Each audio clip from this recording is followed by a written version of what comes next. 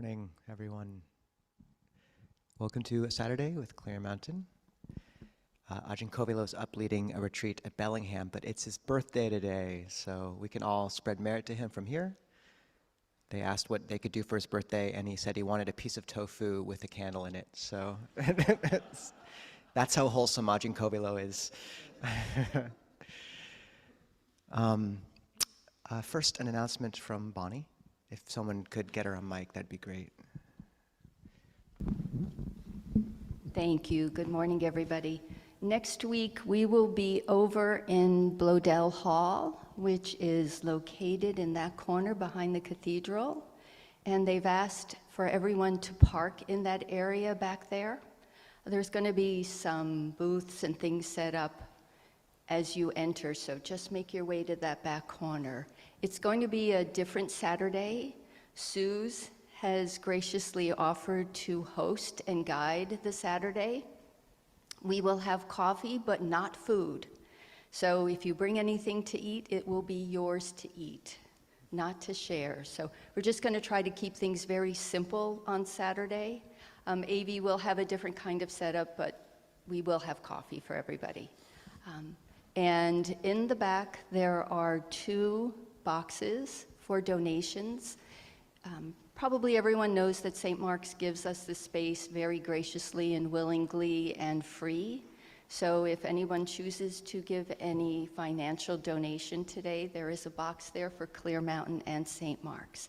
If you have any questions about next Saturday, just find me after the talk and I'll give you a little more detail. I'll be sending out emails to the relevant groups so they know what to expect. And I'll be here at 8:30 with keys to open everything up. Thank you, Bonnie. And yeah, just an anamotana for Bonnie for helping organize and Suze for holding the space. It'll be a community stories session, which is one way we kind of bind this community together is by sharing our Dharma paths with one another. And Ajahn Kovilo and I will be at the Pacific Hermitage robe offering next weekend, but we'll watch the stories afterwards. Additionally, on the 27th, we'll also be gone. We'll be helping build a kuti at Karuna Buddhist Vihara with the nuns there, and then at Abhayagiri. But we'll be zooming in. We'll be in this space on the 27th and zooming in one of our amazing monastic sisters, Aya Brahmavara, to lead the gathering. So it'll be very sweet. And after that, we probably should be here somewhat regularly. So, additionally, I'm going to embarrass Punyada a little bit here. Punyada came about 6 months ago and has been offering alms every single morning, almost downtown for the monastics. And she's leaving for Montana next week, and we'll all miss her. I hope she comes back soon. But just 3 big sadhus for that kind of generosity. Sadhu, sadhu, sadhu.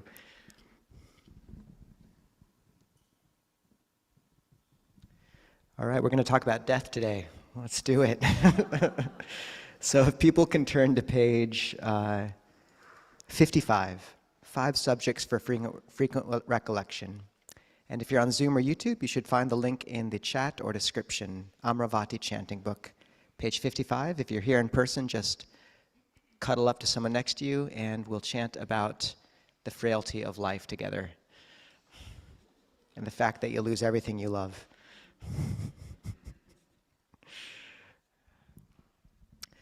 Andamayam abinha pachoe kanapatang banamase Jara dhammo mi jaranganatito. I am of the nature to age. I have not gone beyond aging. Bayadi dhammo mi bayading anatito. I am of the nature to sicken. I have not gone beyond sickness. Marana dhammo mi maranang anatito. I am of the nature to die. I have not gone beyond dying. Sabehi me piyehi mana behi nana bao vina bao. All that is mine, beloved and pleasing, will become otherwise, will become separated from me. Kamma sakomi kamma dayado kamma yoni kamma bandhu kamma patisarano yang kammang karisami kalayanang wa papakang wa tasadayado bhavisami. I am the owner of my karma, heir to my karma, born of my karma, related to my karma, abide supported by my karma. Whatever karma I shall do, for good or for ill, of that I will be the heir. Ewang amehiya binhang pachoe kitabang. Thus we should frequently recollect. That can sound a bit dour, but it's just a recollection of a sobering view of reality. And the escape hatch is the last verse of the fact that we can influence the course of events of our mind and purify it through karma. And that's the path. And I've always waited for someone in our community to start a Theravada greeting card company where we can be happy birthday, one step closer to death, something like that.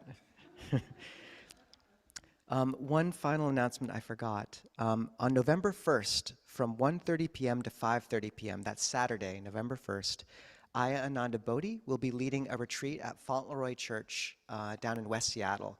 We'll post the details again on WhatsApp and Discord. But once again, that's Saturday, November 1st in the afternoon, so you can still come to this and then go to that, 1:30 to 5:30 p.m., and you just show up, and it's a really precious opportunity to sit with an amazing teacher, Aya Ananda Bodhi. So I hope many people take advantage of that, November 1st. So we'll meditate together for about 20 minutes.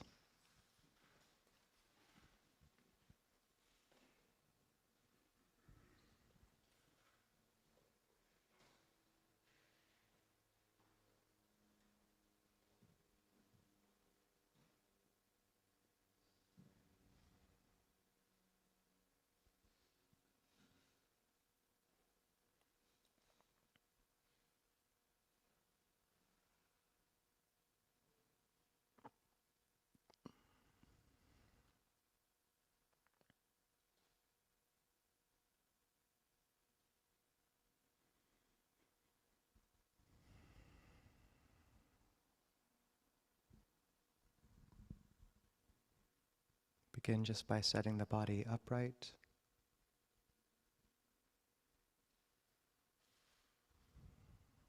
Softening any tension in the face, the jaw.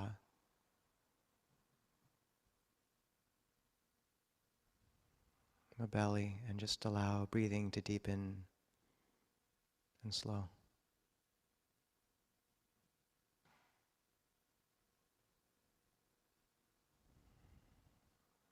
Let the breath bring you home.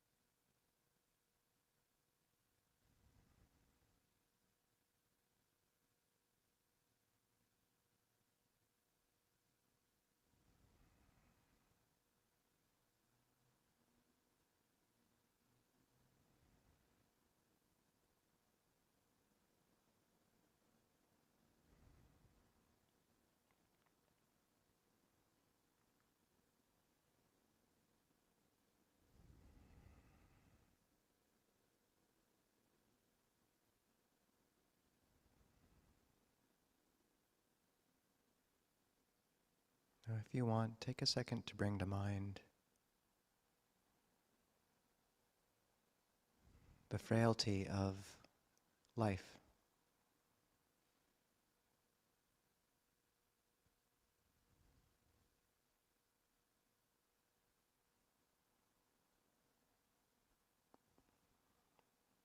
Notice how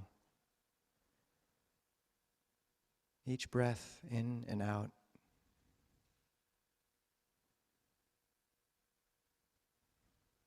is all that sustains this body.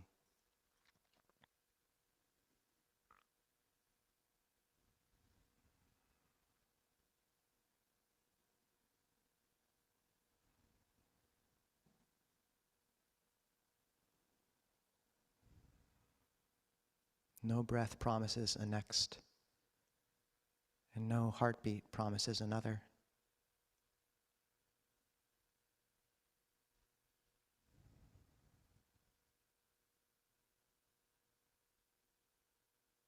If the body stops breathing,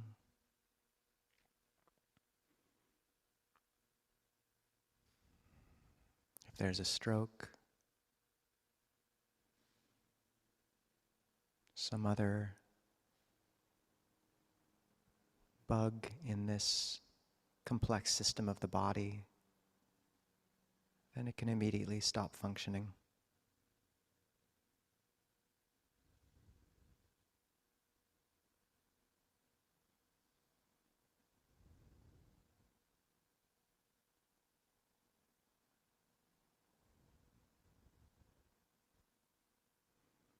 You can recollect that after the gathering,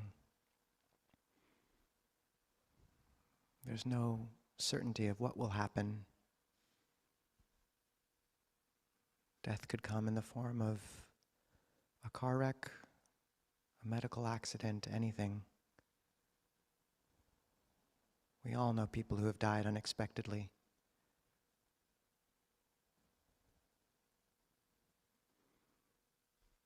Can you really bring to mind the words, "I too will die"?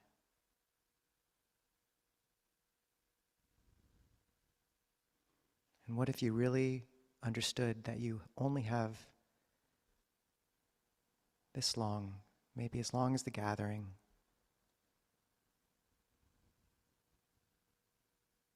to live?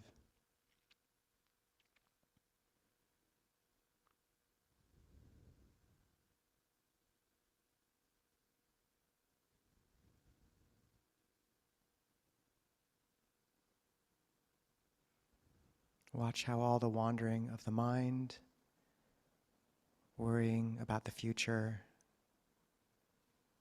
recollecting of the past, ceases when you truly tell yourself, I have this long, just this. I can't count on anything more.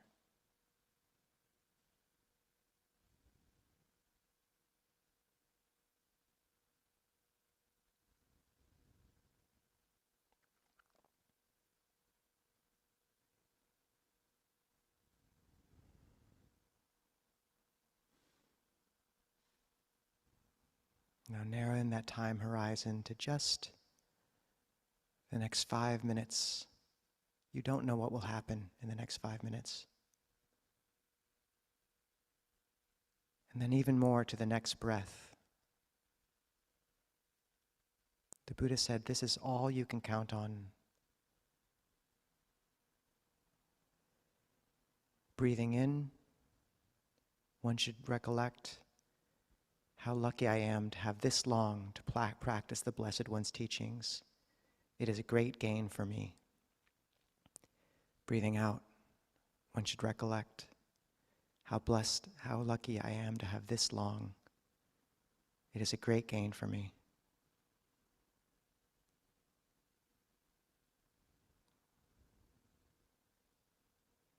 Now is the only moment we ever have. So can you come and inhabit this moment completely right now? This is all you have. You can count on nothing else than right now.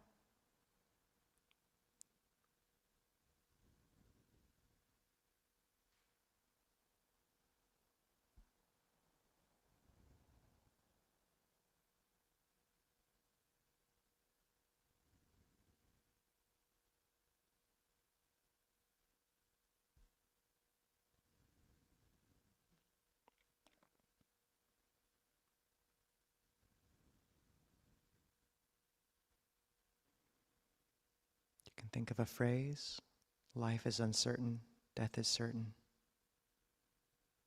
I will die. Or this is all I have, this is all you have, right now, right now.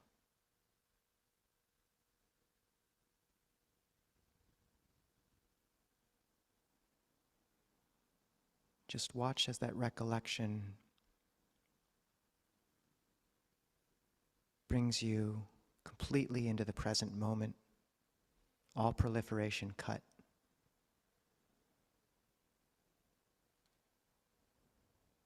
And can you hold it with gratitude? I have this moment to be present right now. How lucky to practice the teaching. How rare.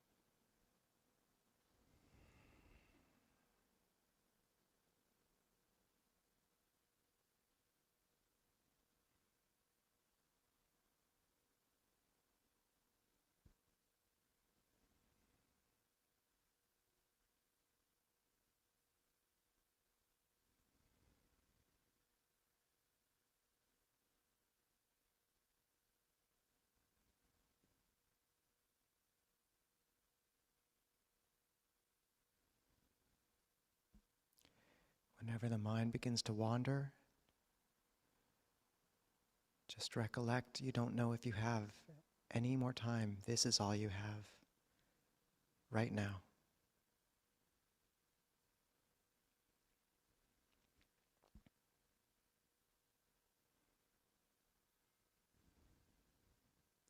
This moment to love the world as much as you can.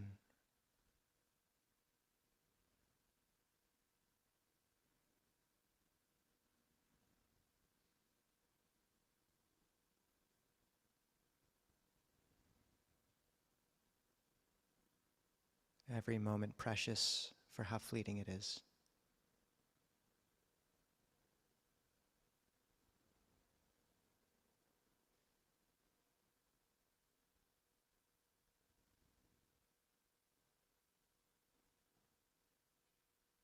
How much of our lives have we missed already? Come home.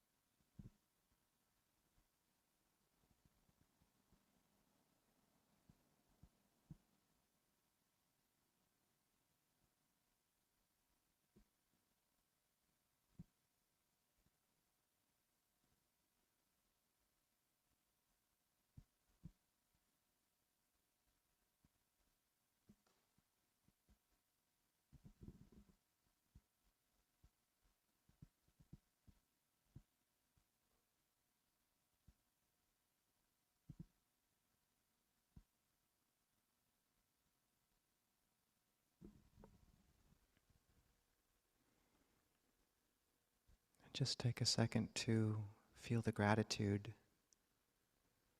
that in this life you've come to a point where you're sitting in a room with so many beautiful Kalyanamitta spiritual friends, practicing this teaching together, even just for this breath. How unbelievably rare that is.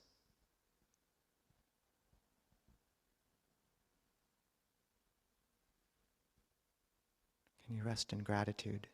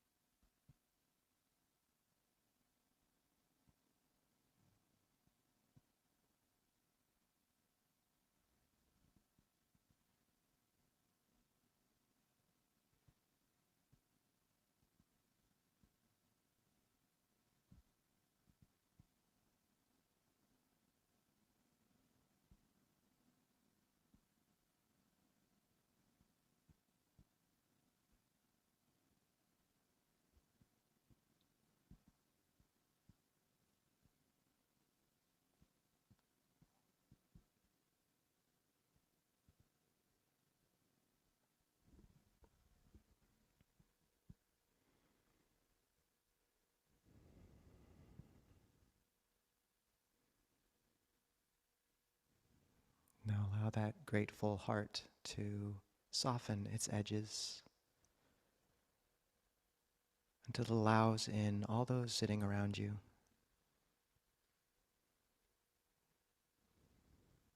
May they be well.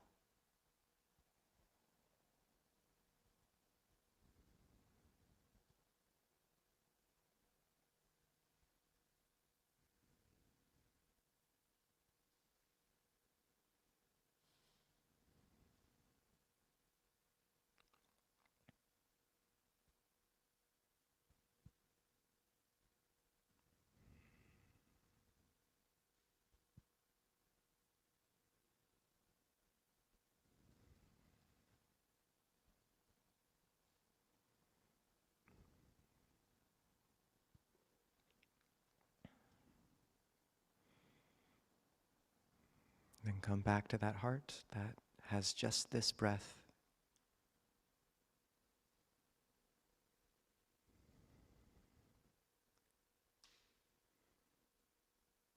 In which to develop love for the world and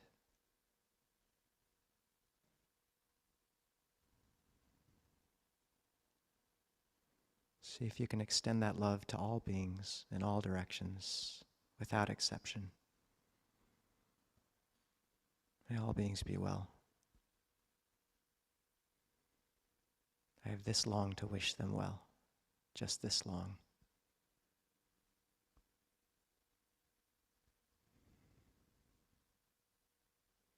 May I not use this breath for hate, resentment,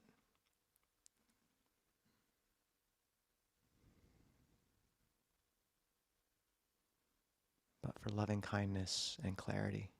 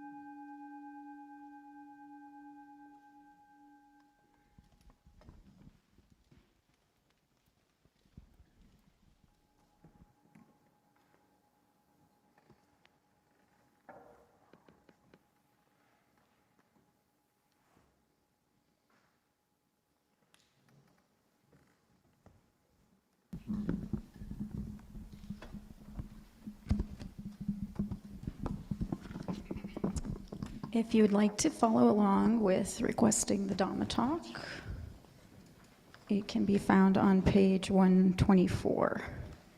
And we'll bow 3 times first.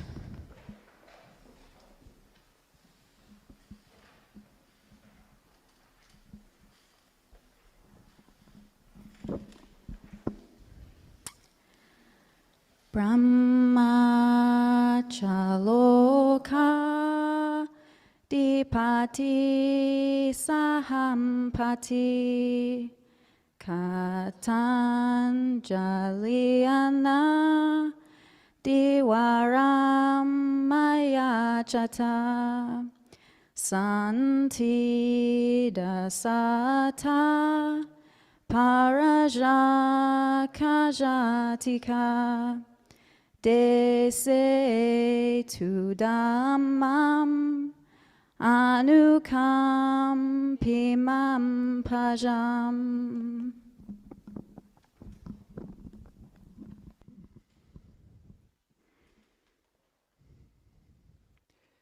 Namo tassa bhagavato arahato samma sambuddhassa. Namo tassa bhagavato arahato samma sambuddhassa.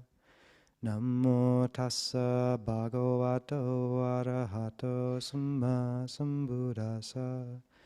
Buddhang dhammang sanghang namasami.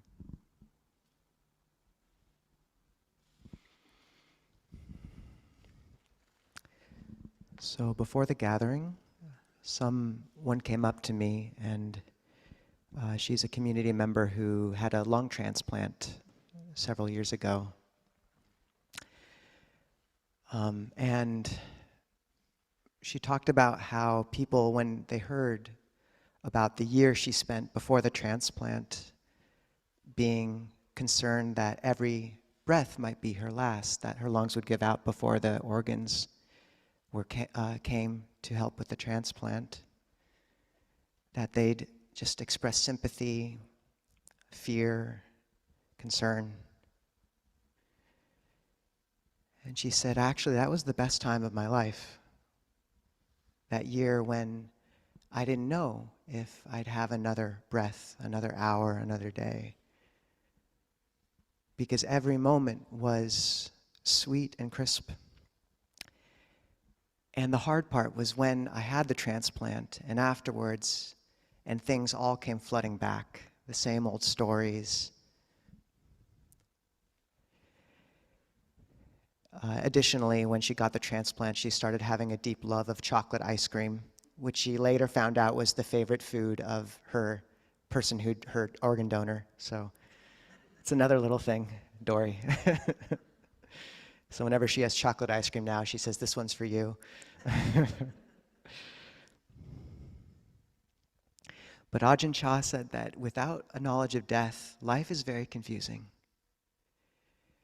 And we have these recollections in Buddhism of death, of the two main sannyas, perceptions the Buddha taught. The two most prominent ones were anicca sanya, perception of impermanence, inconstancy, and marananusati, perception of death. I know I've quoted this before, but Longpa Punadamo saying, everyone's so unfair to us Buddhists. They say, all you Buddhists talk about is suffering. And he says, no, we also talk about sorrow, lamentation, pain, grief, and despair, and death. And yet, when you begin to encounter a perception of death, when you start to recollect it, you realize how unbalanced, asymmetrical our life is in the West, how imbalanced our culture is around this. It's like you've been listening to treble your whole life and suddenly you hear bass and you're like, that's what was missing, there's a depth to it. And it makes every moment pristine because the way that we winnow the chaff from the grain of our lives, what is significant and worthy, is through a recollection of death. We only have this long. And the Buddha, in a sutta many of you will know, asked the monastics, how are you heedful of death? And one well-intentioned monk spoke up and said, I think how lucky I am to have these 7 days to practice the Buddha's teachings. I only have this long. And the Buddha said, you are heedless, monk. And then he could be quite fierce. And then the next monk in line says, I think, okay, I have this long, this day to recollect, to practice the Buddha's teachings, how lucky I am. The Buddha said, you are heedless. So the monks they're getting the picture now, but they're still quite brave. They're speaking up. And finally, one monk says, I think how lucky I am to have this breath, this inhale, to practice the Buddha's teachings. It would be a great gain for me if I had this long. And how lucky I am to have this long, the length of one exhale, to practice the Buddha's teachings. It would be a great gain for me. Or the time it takes to swallow one morsel of food. It's about 3 seconds. And the Buddha says, you are heedful. You practice heedfulness of death. And what people miss there is it's not just a sobering recollection, it's paired intimately with gratitude. How lucky we are to have this long to cultivate the path, to purify the heart. How extraordinary to have this long. And the Buddha says in the Dhammapada, those who are not mindful of death, the heedless are as if dead already. The heedful never die. And you think of this, the term sankhara in Buddhism, these patterns we run, programs of personality, of habit pattern. And we all know the people in our lives who've, over the years of running from suffering, of lack of awareness, are almost a clockwork amalgamation of patterning. There's almost no spark of life you can see below the surface of those patterns. It's there, it can be drawn out. But the patterns can take over our lives more and more. And that's heedlessness, whereas heedfulness, this bringing of mindfulness of the quality of knowledge and presence of path, this is heedfulness. This means we are truly alive. It is the one way we can be alive. And so Benjamin Franklin said, many people die at 25 and are buried at 75. How long have we all been walking ghosts? How much of our lives have we missed? Come back home. And if the mind wanders, recollection of death is the sword of wisdom which draws you back. My teacher, Ajahn Anan, when he couldn't follow the breath for a long time. And so Ajahn Chah, his main meditation object he gave Ajahn Anan for years was mindfulness of death. And just this recollection of a phrase can work, I will die. This is all I have. Life is uncertain. Death is certain.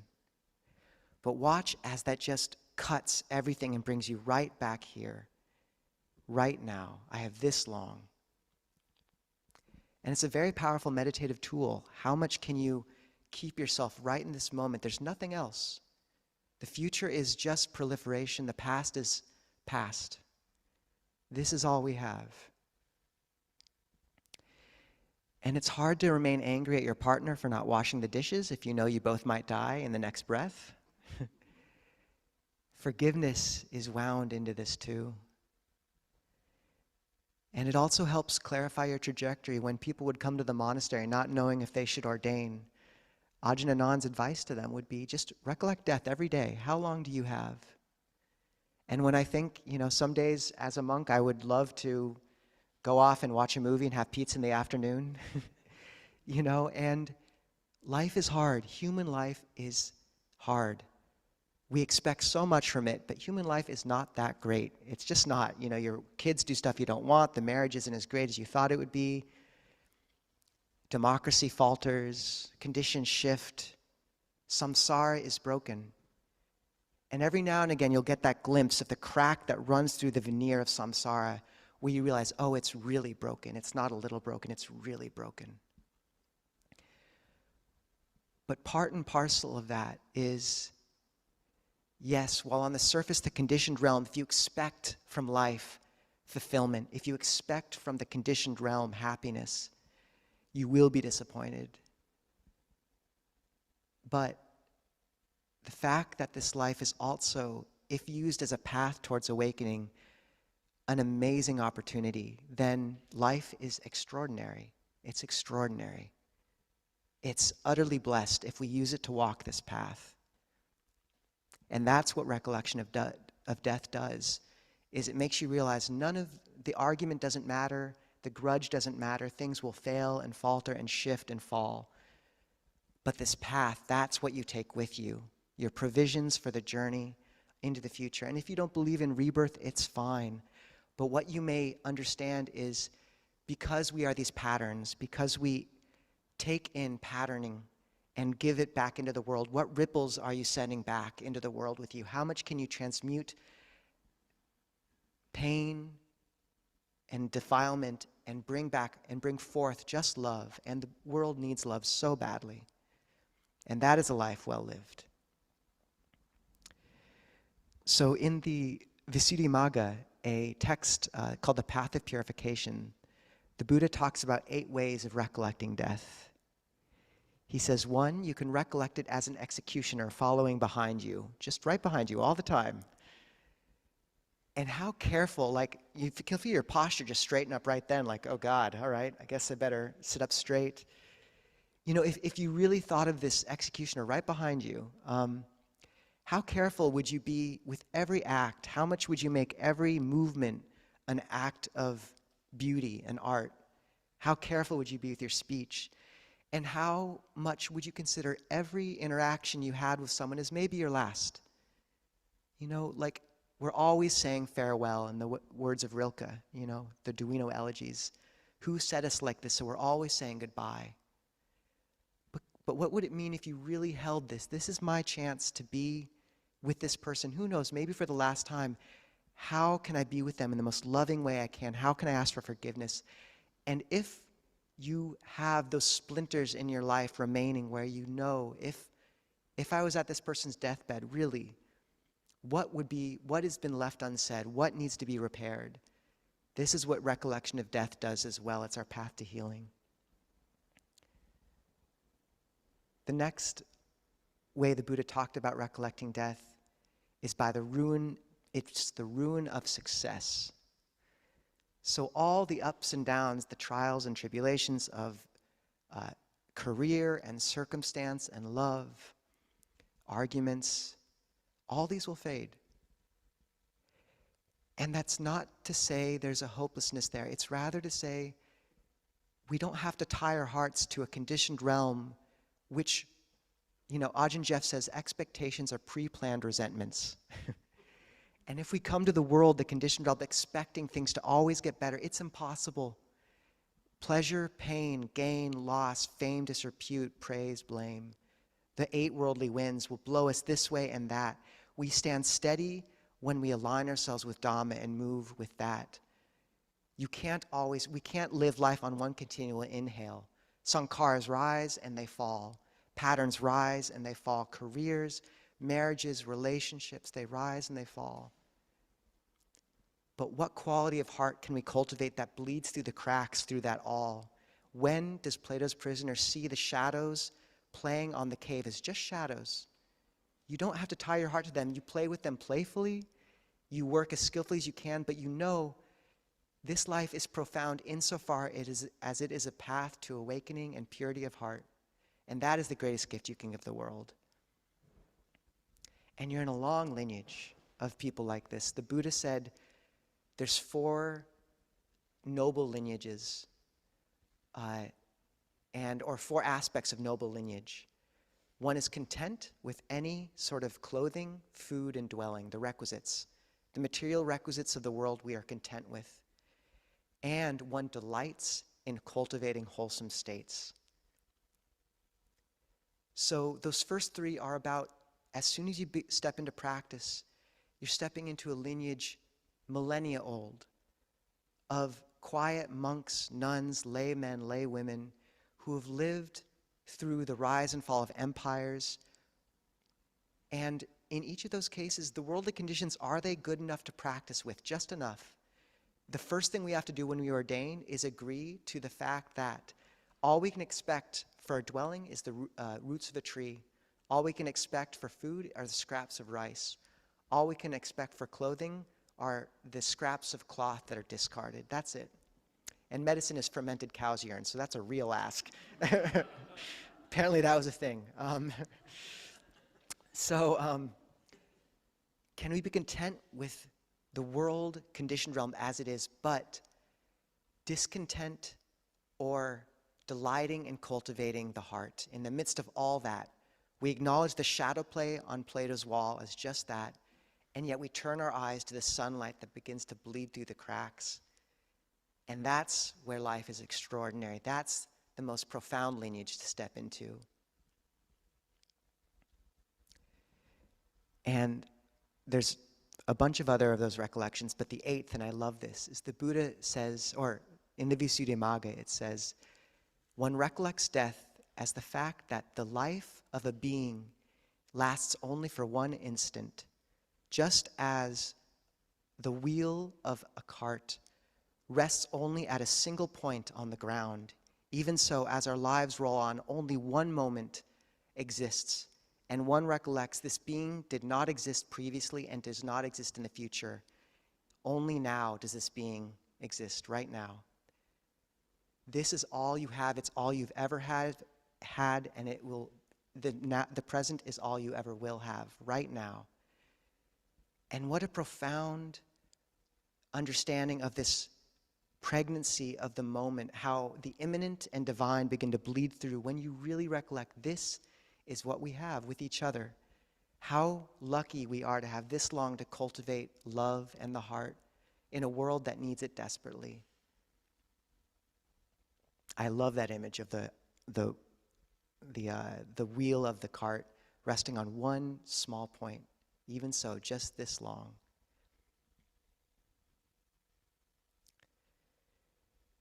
And this, perhaps, when those near us die, is the greatest gift we can give, is by understanding their deaths as a reminder for cultivating the goodness in our own heart in their honor. And the Buddha says this, he says, there's 4 kinds of people. There's one who, like a fine thoroughbred at the sight of a whip would begin to run, even so, a practitioner, upon hearing of another's aging or sickness or death, goes forth into the holy life, begins to practice for the sake of this audience. Or there's a thoroughbred who, when the goad touches the whip, touches their fur, they begin to run. Even so, as a practitioner who, seeing someone sick or passing away, understands the frailty of life and goes forth. There's a thoroughbred who, at the touch of a whip to their skin, begins to run. Even so, a practitioner who has a relative fall sick or pass away begins to go forth into the holy life. Or there's a thoroughbred who, when the goad or the whip bites down to the bone, begins to run, and that's when one falls sick oneself and begins to, and recovering goes forth. So, for the sake of all of our practices, considering going forth, when the Buddha speaks about this, he speaks about moving into a state of freedom and homelessness. And for the sake of all those listening, it doesn't have to be ordaining as a monastic. We ordain in our hearts as well. And the sense of, can you stop trying to make a home out of a shifting, conditioned realm and find that this conditioned realm is a path, and that's how we can stay balanced in it and move through it, and to not have to wait until we get ill. It's enough to know that this exists, to hear about it, to see the whip, and can that be enough to make us move? And can we honor those who have passed near us by using it as a spur towards awakening ourselves? And there's a very practical way, or a very real way the Buddha talked about honoring the dead. And this is such a lack in our culture. We forget our dead. We forget our dead. The Western American milieu is one of the few cultures I know who so thoroughly forget our dead. Dia de los Muertos in Mexico, in the Latin American countries, ancestor worship in those days in China. Almost every culture I know of has some way of remembering their dead, and we forget. And this is a huge loss for us. Last weekend, September 7th, aligned with the Thai full moon day, when all the Thais come to the monastery, or many of them, and give offerings in honor of those who have passed away. And whenever you see Thai people receive alms, often you'll see they're bowing or they're pouring water into a little bowl. And that's a symbol of giving merit to the dead. Every morning in Thailand, as you go on alms round and people drop pieces of rice into your bowl and you give a blessing, you'll see them pouring this water, remembering their dead every day. Because in the suttas, or it's a later discourse, but it says, even as water from the rivers quickly fills up the sea, so this gift flows to the departed. And that's what the water represents, is it's giving merit. And in the Buddhist framework, the idea is that when someone dies, they don't, if you believe in rebirth, they don't pass on automatically to another rebirth often. They'll be stuck in a state we call a preta state, which is a spirit which has not yet found its way to some other state of being. It's bound to this realm. And the Buddha said that such states are near enough to the human that when someone who loves that person, who's been connected to them, remembers them, that a preta can feel it and receive the goodness. And that when someone dies, you should recollect them and do good and dedicate it to them. And it's not some esoteric economy of merit. It's inviting, just as if someone close to you said, look, I did this beautiful thing, I volunteered, I gave this gift, and I thought of you the whole time. I did that in your name. You would feel a glow. That's all this is. It's inviting another to identify and rejoice in goodness done. And the Buddha said that could have effect on beings close to the human realm. And the Buddha said, when you do good, you should always recollect your relatives that are in this realm. And one Brahmin said, what if we have no relatives nearby in such a realm? And the Buddha said, it is not possible. You've been through so many wanderings of samsara. You always have relatives nearby. And in the Buddhist conception, this is the doorway to compassion. Each of us have been each other's mothers, sisters, brothers, sons, everything to one another. How much can we care for our family that is near to us now? And look at each other in those eyes.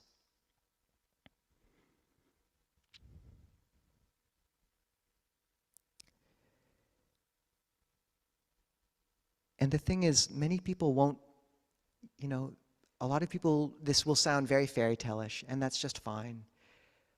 I think what's important to note is that when we recollect the dead regularly, when we learn how to mourn and honor them, it changes our relationship to their memory too.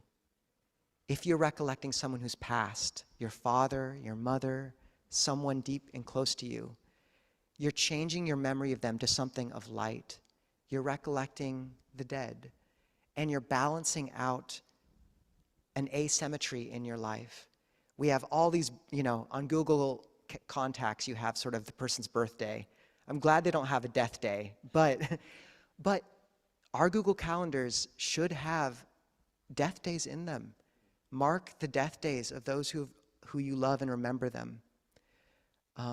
This is something we've forgotten, and it's an imbalance in our hearts. So, Ajahn Kovill and I just put together a Clear Mountain grieving ritual. I'll post it online. But basically, it's modeled after the Thai version. And what one does is you light a candle for the person as soon as they pass away and create a little shrine for them. And every day for 7 days, light that candle in the morning and evening, spreading loving kindness to the person who's passed. Remember them. Do one act of goodness every day in their name. Talk about them with someone you love. Wear black for that whole week if you can. And in the case of a parent, consider wearing black for a year in grieving. That's a very common practice in Thailand. And it sounds extreme, but does it really? For a parent who's given you so much, is it really too much to wear black for a year? What a beautiful act to honor the dead, to not forget our dead. And at the end of those 7 days, to gather with friends, to celebrate the person, remember them, chant together, plant a tree in their name. You can mix in a bit of their ashes with the dirt that you plant in the tree. And from dusk till dawn, to keep noble silence for those 7 days. And to repeat that ritual after 50 days and 100 days and a year. And then every year on the anniversary of someone you deeply care about. Do you feel how right that feels? Do you feel the imbalance of the fact that we don't have that? It's the asymmetry in our relationship with death. And it should be part of our culture. And it's, I think, important to reinstantiate it.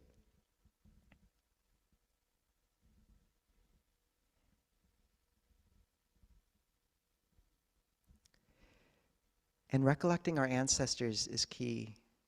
There was a psychologist named Peter Fisher at the University of Berlin, and they did a study where they had participants recollect their ancestors, even annoying ancestors, for 5 minutes before taking a test. Those who didn't recollect ancestors, even if they recollected friends or others, scored an average of 10 out of 16 on this test. Those who'd recollected ancestors for about 5 minutes, even annoying ones, got 14 out of 16. It was a huge increase in performance. And I heard that study and thought it was one of those interesting facts that's fun to listen here, but probably not true. And I looked it up, and they really did these studies, and that's pretty amazing. And I think just this sense of being held by our history, of not being this lone piece, fragment of reality without any history or holding. Recollect our ancestors. And if your explicit lineage of parents and grandparents doesn't resonate as deeply, know that the Buddha said that when you begin to practice, you begin to change your lineage. Those 4 noble lineages I talked about of becoming a practitioner, of remembering that you're part of a thread through human history that has lasted for 2,500 years since the Buddha's time, of monks and nuns quietly practicing in forest monasteries and caves, of laymen and laywomen carrying on this teaching in quiet through famine and war and everything. This is your lineage. Your father is the Buddha. Your mother is Pajapati, Venerable Dhammadinna. Your father, Venerable Sariputta, Venerable Mahamoggallana, Ajahn Chah. This is the lineage you're stepping into as you practice. And can you feel the brightness of heart that comes from that? Because in Buddhist thought with reincarnation, really we are just bouncing around left and right, different reincarnations, this country, that country. If you believe in such things, then that's really the only unifying thread, is this karmic practice. And once again, even if you don't believe in rebirth, we are amalgamations of pattern. And the warp and woof of cultural cloth from which we are made, the mimetic repetitions through generations, shifts depending on culture. But this one bright, archetypal, glowing thread of the path that the Buddha opened for us that has not closed, that pattern remains. That is what you are the inheritors of now. That is your lineage. So can you recollect those ancestors when you need to? And remember that you're not alone. In the midst of this society, of this changing world of politics, which I know are frightening and angering many, recollect that you are part of a thread that has outlasted war and empires rising and falling, and our duty as practitioners is not to think that things will never fade. I was talking to Ajahn Longpor Sumedho once about democracy in the US, and he said, sankharas rise and sankharas fall. And it's not like we don't want to do good and try to take action where necessary. I want to emphasize that. We can take action where necessary, and you'll know that path yourself. But to know that you're also touched into a much deeper storyline now that will remain no matter what happens on the surface. If you found refuge in the Triple Gem, you've hit the jackpot.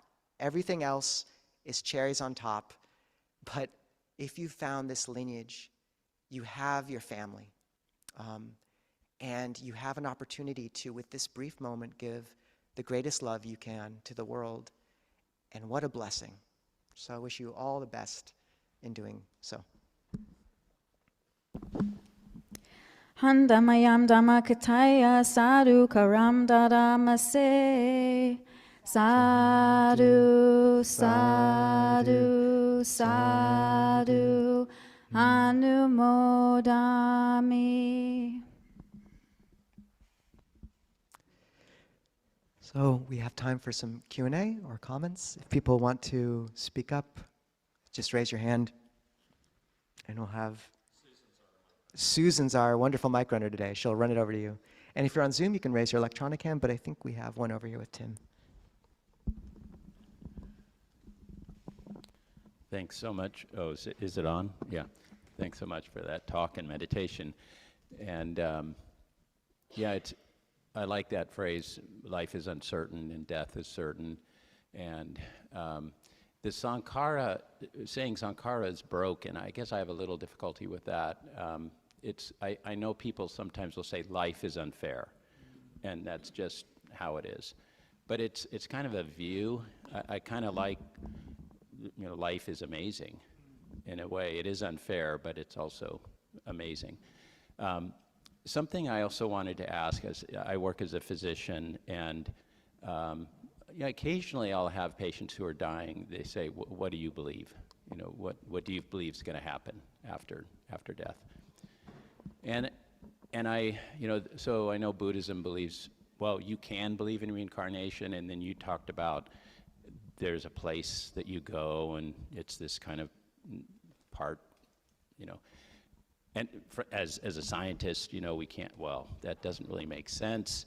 And I think Buddhism also says, well, consciousness continues, and yet it depends on what, consciousness seems to be. There's also the finality of death. I mean, it's clearly a living organism does die, and it's irreversible, and it's over. So I would like to know, if somebody asks you what happens after death, you know, what do you say? And I can, but what I said, which actually I was okay with this, is that, you know, we're energy, and the energy it's here now, and it continues afterwards. But that's just abstract, and so I'd like to hear what you would say. Thank you so much, Tim.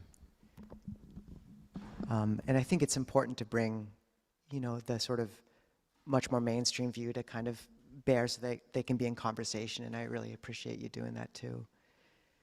And I also appreciate your refinement with the my phrasing of samsara, life is broken, because implicitly the conditioned realm isn't broken or unbroken, it's just a swirling mix of conditions.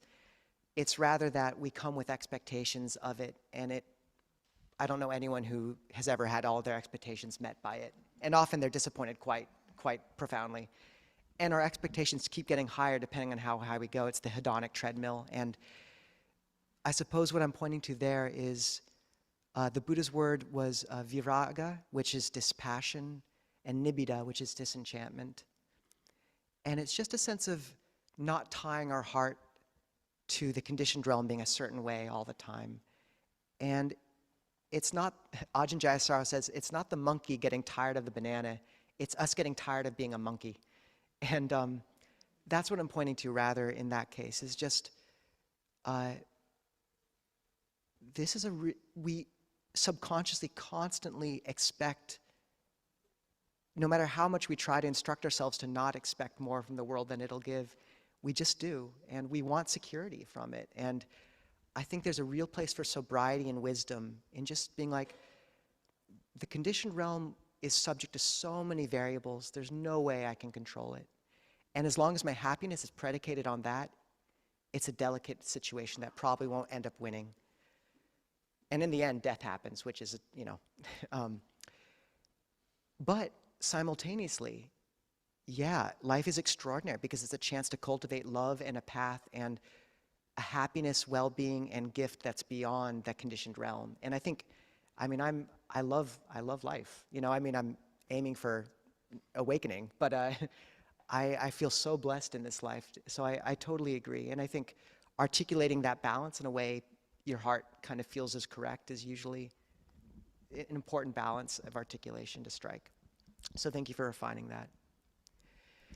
As to what happens after death, if someone asked me, I would say, I don't know. I don't.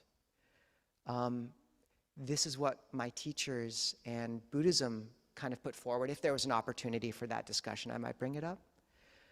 And it is interesting, like, you know, I think it can be worth, at some point in practice, reading a bit of the research of Dr. Ian Stevenson on past life memories of children that have been verified. And you can be like, oh, I remember when I didn't believe in any of these things, and I'd hear something like that, and it would just bounce right off in like fake science, without any investigation or curiosity. And then I really read some of the materials, and it was somewhat convincing to me. So that's my personal belief, but the Buddha had this beautiful sutta where it's called the Chanki Sutta, and he says, one protects truth by saying, I have this belief, and that's that much, but one does not yet come to the conclusion only this is true. And then the Brahmin says, what's final arrival at truth? And the Buddha says, it's when you achieve awakening. And it's so beautiful that in the end, the one place the Buddha pinned, like, this is what we can actually verify, is just the free heart. And, you know, all this other stuff about rebirth or not, one can practice very well for a long time without that belief, I think. And I love how the Buddha gave room for that, because so many faiths, there's this binary of faith at the heart of it, like you either accept someone as your savior or you don't. Binary. And with Buddhism, it's like, start meditating, see how it goes. It's a working hypothesis. So yeah, and I think a lot of people, I think that idea of patterning is a really useful one, because that is, you know, in the Buddhist conception, there is a little more going on, and the Buddha was careful not to get too deep into those waters, because it's hard. I think, impossible to articulate completely. But I think the patterning is a really valid way of looking at it. Like, how much beauty do we want to bring in the world, you know? How does all that land, Tim, at all? Yeah, I mean, I think that the sense I got was that this one person was kind of wanting to, was sort of anxious about passing, and was kind of wanting some, and so saying, I don't know, that's certainly the correct answer, but I kind of wanted to say something that might allow him to let go. I really understand that. Yeah. I mean, one option is just asking a bit about their history and spiritual thing and just letting them begin to articulate some, maybe what feels right for them. And that's, I honor your moving with care and delicacy through that landscape. That would not be an easy one to do, and really respect people's, you know, not lay too much on them either. So, yeah. We have Juan Philippe online. Online, please. Ajahn and fellow practitioners, thank Juan, you. please. I think you're muted. Oh, never mind. Oh, You can talk. yes, thank you. So my question is, how do we balance the teaching on not self and the five recollections? And I ask that because when you say I am of the subject to age, to sicken, and so on, there's an I there. And if at the same time neither of the five skandhas are self, then what sickens, what dies, and so on.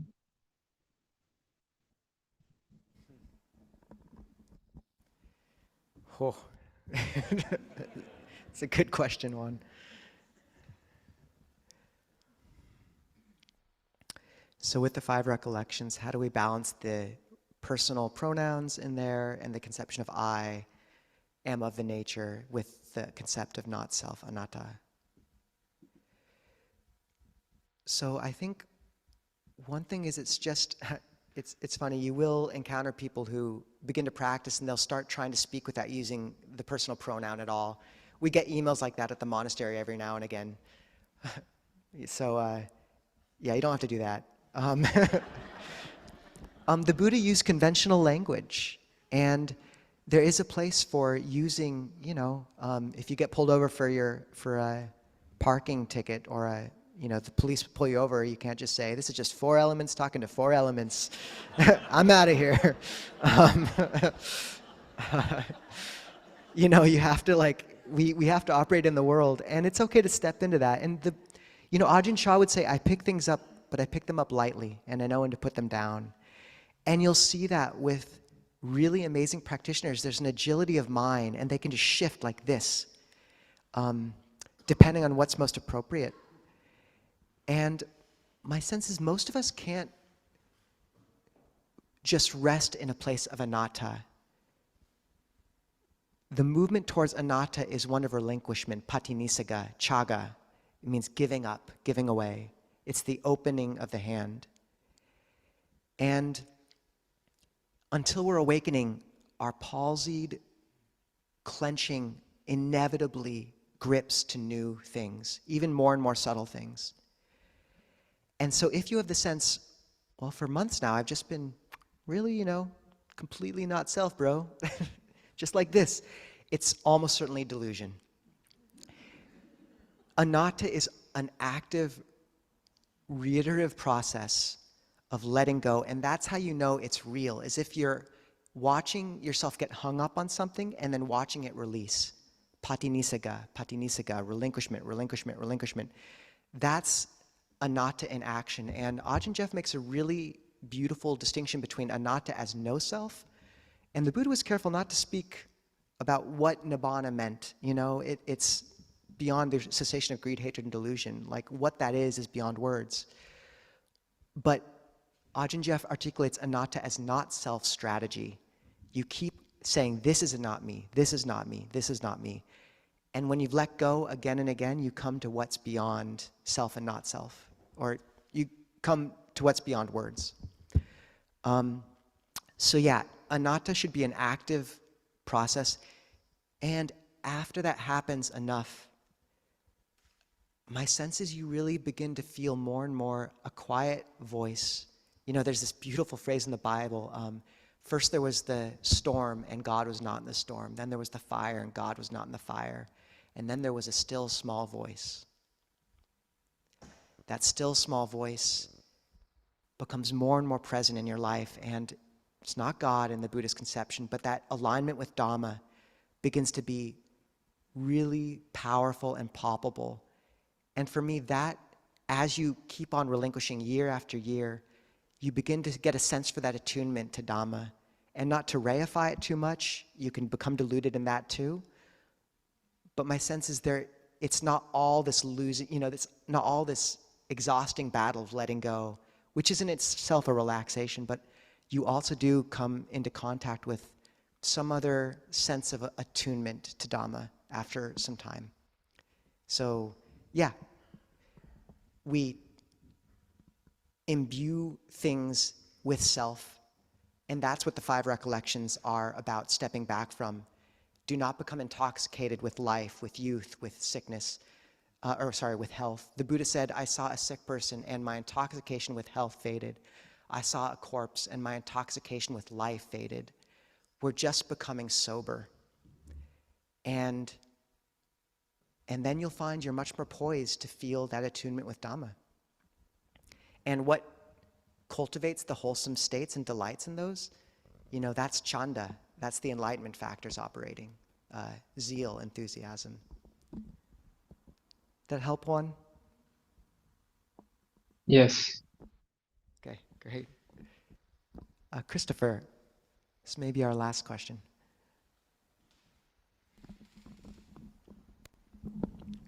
Thank you so much for the meditation. That was awesome.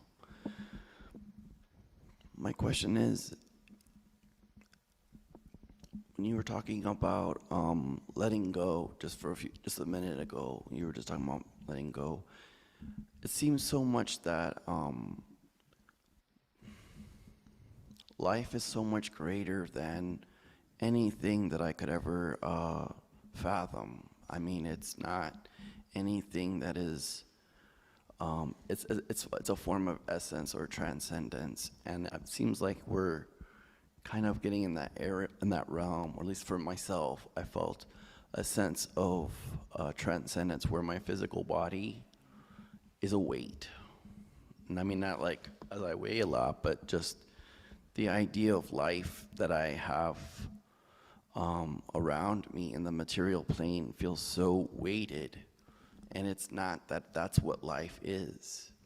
And so when I was meditating today, I felt like my arms were being outstretched like a tree, and my bones were being expanded. I don't want to go on and on, but my point in saying, though, or my question initially is,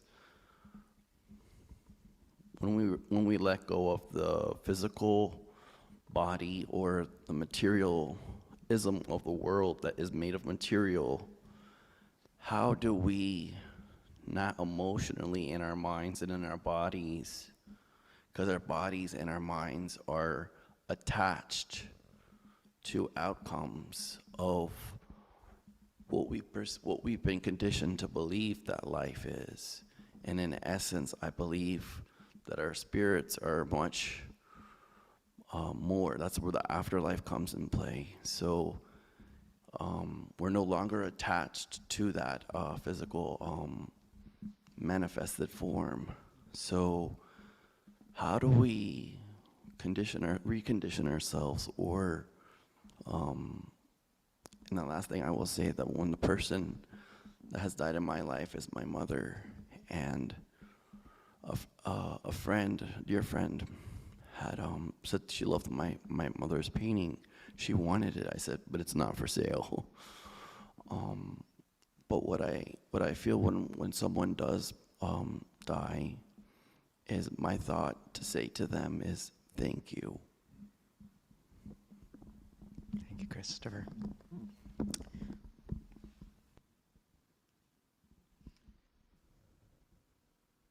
Yeah.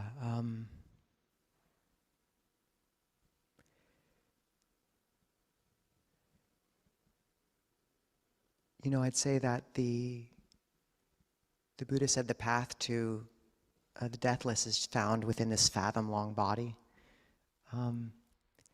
And it's a powerful anchor and tool, and it's useful as an anchor in daily life for maintaining mindfulness. When you're becoming angry, just power down into your feet, just ground yourself.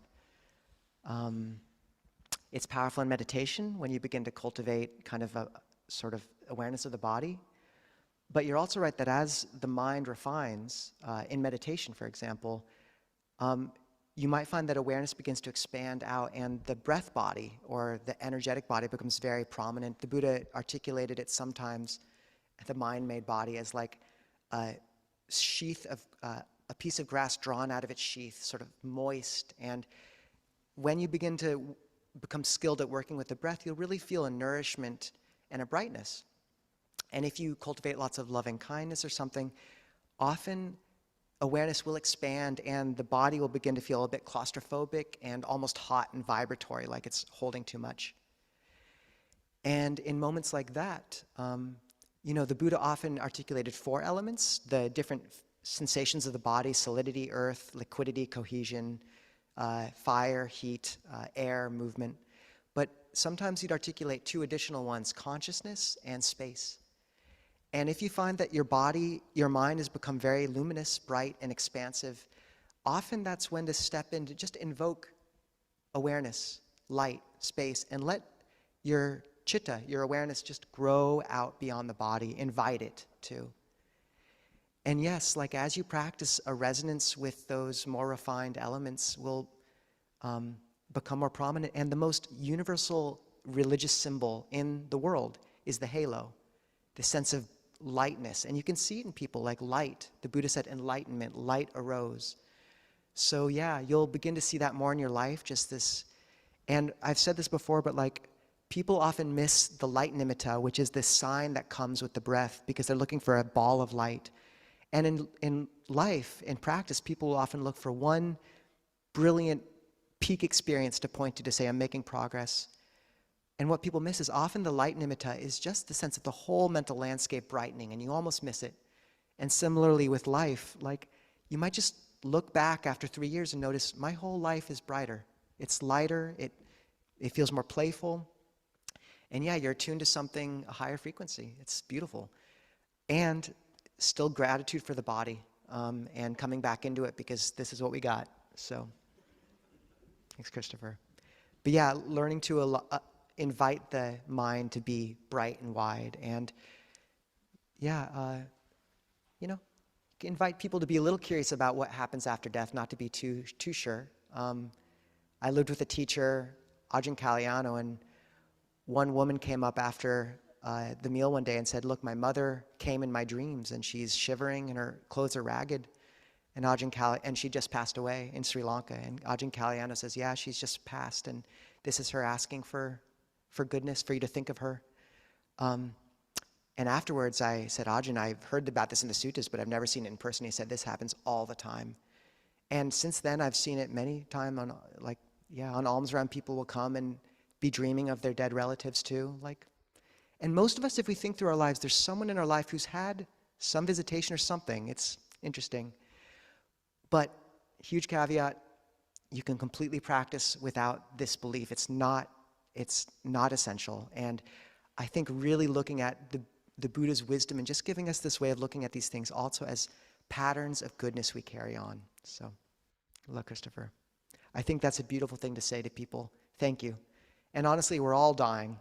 This is life is a near-death experience. So,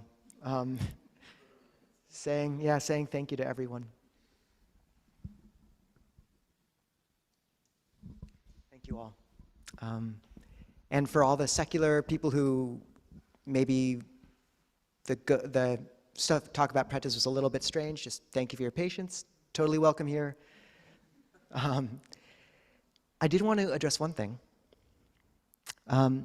So we're cultivating a really sacred community here. And for those who've been tapping in this is 4 years. 4 years ago, we had a meeting in Fauntleroy Park with 4 people. It's a lot bigger now. And we are looking for land. It's still in limbo a bit. And for the moment, we're making, there's an architecture of faith we're building, and I think people are feeling that, is the kind of beauty of this community, its welcome, and this idea that the relationships you form in a community like this are Kali and Amitta, which is not predicated on personality. Like, your closest to people here is not how fluid they are in social interaction, not how fun they are to be with. How much are you supporting each other in your spiritual values? And to know that we really want a place in this community for, you know, I've just seen time and again, people come here who, in a lot of situations, they'd be looked at as perhaps a bit awkward. And because they have a place here to be held and cared for, their hearts just become so bright, and you realize what wingspan was hidden in this person. And that's what we want to make room for here. So just to note, as the community grows, there's going to be these metrics you'll see of the ins and the outs, the cliques forming, who's popular, who's not. None of those are appropriate metrics in this community. Like, what we look for is sympathetic resonance, like two strings plucked, and just the sense of gentle resonance with each other. And this is part of that encouragement to the first person you talk to, have it be someone you haven't spoken to before. If you're having regular get-togethers with a group of people, just consider every now and again inviting someone else in it. Consider joining the blenders, which we're doing, which is sort of mixing and matching people. And keep this space sacred. This is not just time for small talk. So the first question, and this is what we use all the time on Alms Round or other situations around Clear Mountain, just ask people, as your first question in a conversation, what's coming up for you this week? What's alive in your life or practice? It's a win. That question is so good. And it's easy, it's alive, just go around. And sometimes we'll have something related to the talk. Today, your recollection, you know, you could ask if people have ever seen a ghost. That's a fun one. But maybe don't start with that. But these sort of social hours after this, try not to just have it be small talk. Try to really have it be predicated on, it doesn't have to be like serious, intense Dharma, but start with that question and try to keep it aligned with that realm. The other note is, inevitably, you know, there's lads and ladies up in here in this community. Some of people are single, some are lonely, some are looking for partners. This is not a hunting ground. I don't think anyone's treating it that way, but this is a sacred space. Consider you're in a monastery. Kind of. We're creating a monastery here. And I would ask people to just check a few things. One is, what is the ratio of men and women you're talking to after the gathering? And what age groups? Is it pretty evenly divided? If you find you're skewing 80% one way that you're attracted to, I would suggest taking a clear look at that. And others are probably noticing too. The second is to, if you know, whether it be a hug or a phone number exchanged for some kind of business purpose or admin thing, which you then use to reach out around a more personal, perhaps slightly romantically charged overture or something, consent, consent, consent. Really make sure at each of those steps that you're really asking for, you know, a level of buy-in and consent from the other person, and understand that it's awkward to be the other person and not quite feel like you want to give your number out if you're asked for it directly. So be really sensitive to that. Third, and most importantly, is just check your intention. Your intention for approaching people should never be, I'm looking for a romantic partner. Here it should be, I'm trying to cultivate Dharma and friendship. Inevitably, yes, like there will be inevitabilities of people aligning and relationships forming. That's going to happen. But that should never be the intention. It should be more a sense of, okay, inevitability, because if there's a lot of coming together and breaking up and awkwardness and overtures, it could be quite awkward for some people to come to Clear Mountain after that. And you could be compromising one or both of your clearest doorways to Dharma. That's not a thing to take lightly. It's like at a workplace, you'll think twice before going on a date with a coworker because it could be real awkward. This is that plus a bit. And fourth is if you are getting uncomfortable, if you are noticing a pattern, I would encourage people to talk to our community coordinators. Can we have those raise their hand? Christina, Bonnie, Dawn's Saturday coordinator, and we have Jeremy over there. And just to feel free to reach out and just gently raise it. And once again, we're not creating a whole HR department here. This hasn't been a huge problem. And it's just worth recollecting what a precious thing it is, and how in the world where so many people are judging each other by attractiveness or non-attractiveness, or like how, this romantic magnetism, what a gift to have a space where you can come and just be a human. It's so beautiful. And what a gift to give one another. So once again, I'm sure there will be romantic relationships that come out of Clear Mountain. That's okay. But just hold the space with utter care. Check your intention going into any conversation. Check your ratios. Talk to community coordinators if you need to. And I think that's about it. Did that land okay with everyone? Yeah? Okay. Good, good. Super. Woo! Rah, rah. Yeah. People have been doing great. But we are creating something very precious here. And it's strange to have to create that in a gym. I think we're doing a great job. It'll be a lot easier when we got a Buddha statue just staring at you. And if you haven't seen a picture of Ajahn Mun, the grandfather of the Thai forest tradition, he looks fierce. And like, if you're eating one too many desserts or talking to someone, like Ajahn Mun will look at you. So we'll get there. Thank you all. And this community has been beautiful, but it's good to remind one another we're here cultivating something very precious. So I think what we usually do before we wrap up is anyone who's been here 3 times or less, if you wouldn't mind raising your hand and just saying your name and how you heard about us. And if you're kind of shy, especially after that talk, we get it. But please feel free to introduce yourself if you're feeling a little brave.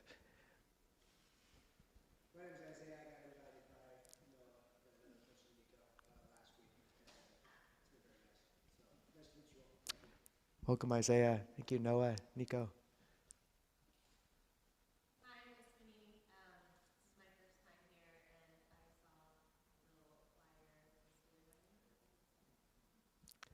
Which neighborhood? Is that good? It's not weird to ask. Okay, who's putting up flyers in Capitol Hill? That's well done, whoever that is. Oh, well done, Rick. Welcome. Wonderful. Yeah.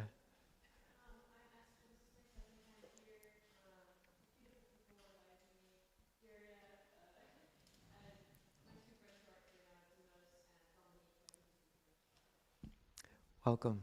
And Jan has her hand raised online. Jan, online, please. Thank you so much. This is my first online visit. Jan, I think you're muted, but that was lovely. Try again. I'm unmuted here. Okay, we got you. We got you. Okay. Go for it. This is my first online visit. I was very pleased to be at your almsgiving earlier in the summer. And I learned about you from Jason Bartlett and Cloud Mountain. Oh. And I can't tell you how perfect your talk about death was, and everything about what's been said today. Thank you. Jan, thank you so much. Yay, Go talks ahead, about death. Timo. All right. It's a win.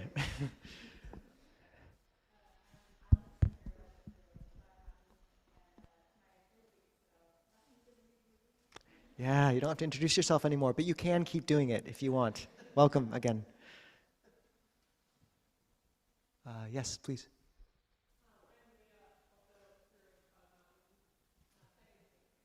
Welcome again. And Timo online. Person online? Yeah, hello. I hope you can hear me. Yes. Yes. So I'm from Germany, and it's the first time I joined the Zoom here, and it was great. Thank you so much. And I found the monastery by browsing through Spotify, I found a podcast, and I listened to some podcasts, and then I looked the monastery up, and it fits for my understanding from Buddhism. I see myself in the Theravada forest tradition, and yeah, I thought I tried and I joined. Welcome. What's your name again? My name is Timo. And what time is it over there, Timu? Now it's 8 p.m. here in Germany. Wow. Sadhu. Thank you for joining from across the world. Great to meet you. Thanks for having me.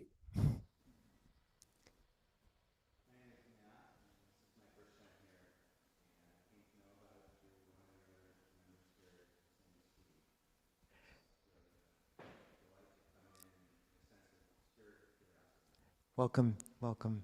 Steve gets a lot of people here. Okay.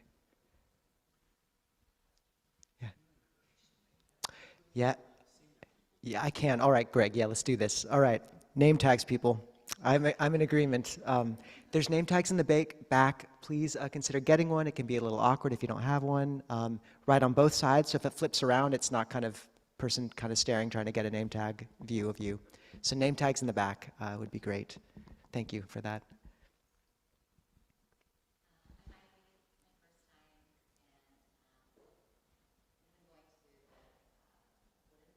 Yes, yeah. What a Tom, yes. Welcome, welcome, Ivy. Well, good, welcome.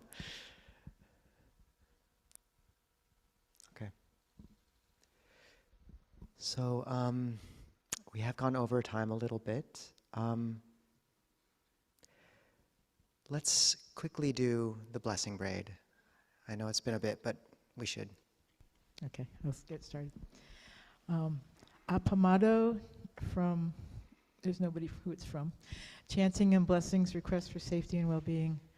Bob from Nicole, Scott, and the Ajahns. Nicole's father, recovering from a motorcycle accident. Spread metta for a swift recovery. For Carol, Beth, and Diane from Sarah, health and recovery from cancer. For Muriel Rose from Sarah, good rebirth.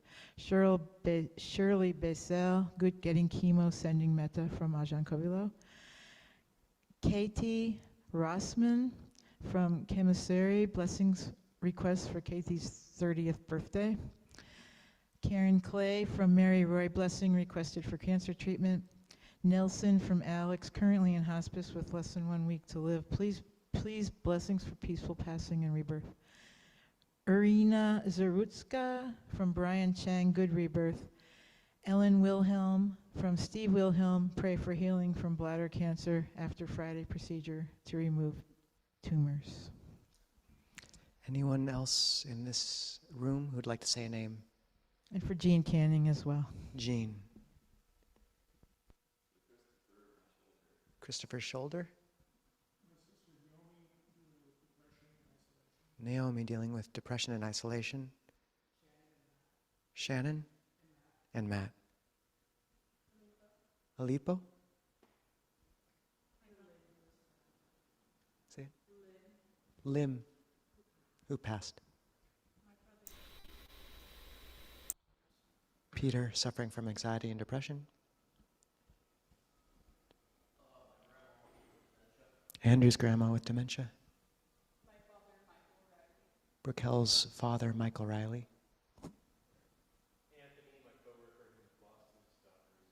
Anthony, co-worker who lost his daughter.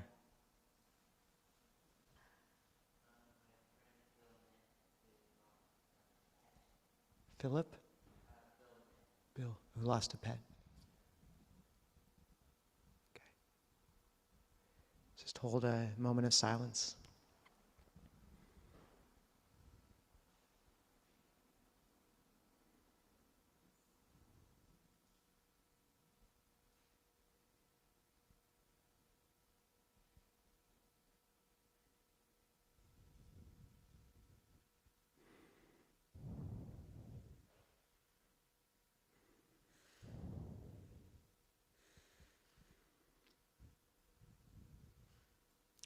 Okay, we'll chant for those who have passed on page 34.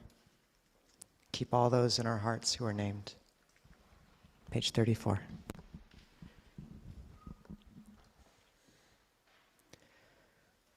Andamayam sabapatidana gatayo banamase punyasidani katasayananyani gatani me te sanchabagino huntu satanantapamanaka. May whatever living beings, without measure, without end, partake of all the merit from the good deeds I have done. Ye piya guna wanta chamayang mata pita dayo. Dita me chapaya dita wa anye machata verino.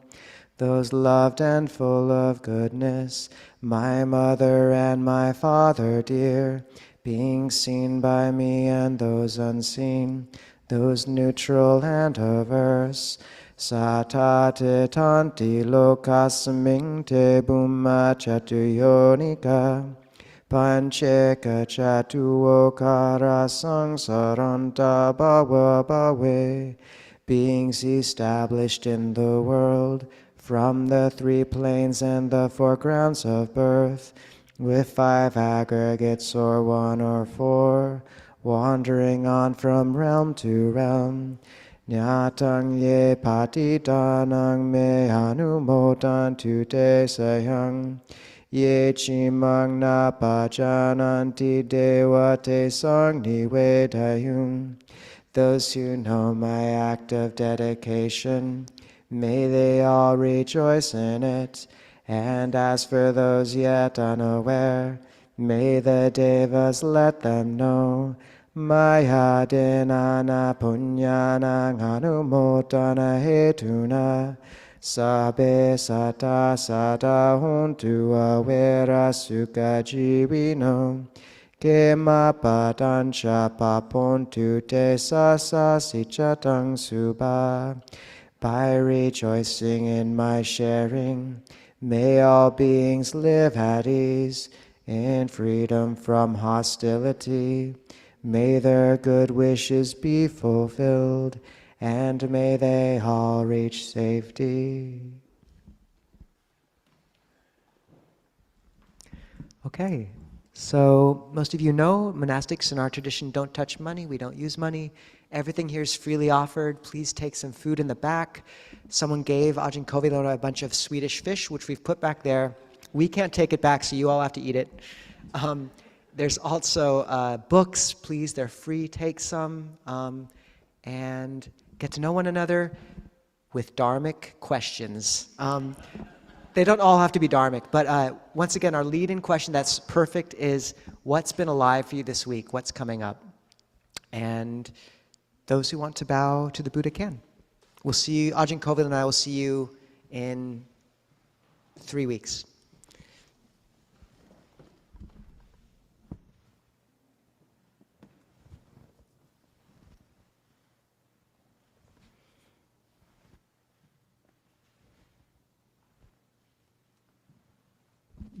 And I should mention, if people ever have someone who's passed who they want to honor, you can always bring their picture on their death day or near their death, and we'll put it up on the shrine to dedicate merit to.